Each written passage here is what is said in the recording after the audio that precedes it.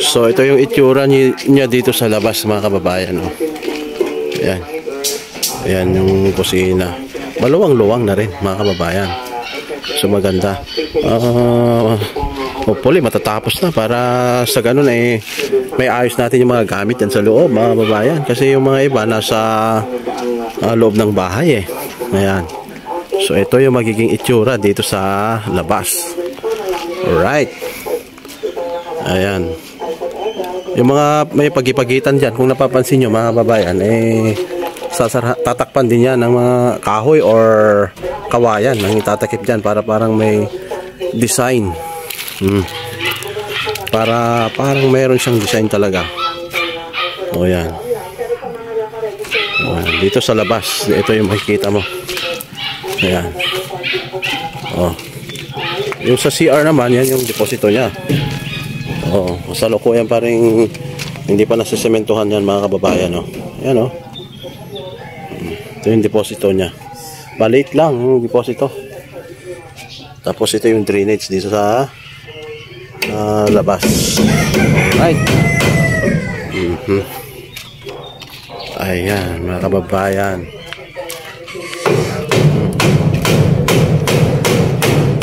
Alright. So yan lang, mga kababayan. Pinasilip lang natin.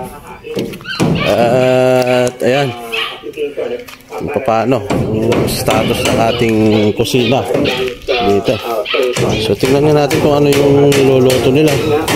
Oh, ayun, karne ng baboy, mga kababayan. So ayan, ito pa yung ginagamit na mga mga slab ng pepper tree. Ayan o. Pwede ba isa bunag? Bate? Ito dam? Inasak ha?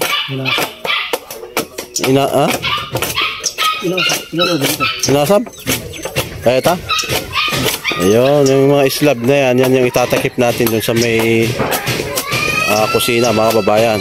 Yung lalagyan na ng mga utensils natin.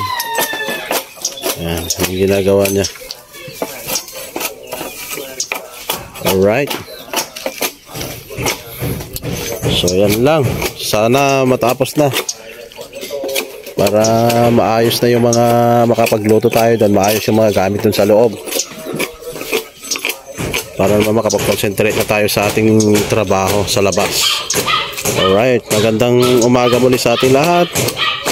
And thank you sa panonood sa aming video, mga kababayan. Mabuhay po tayong lahat. Blueberry. Ito yung tinatawag na blueberry.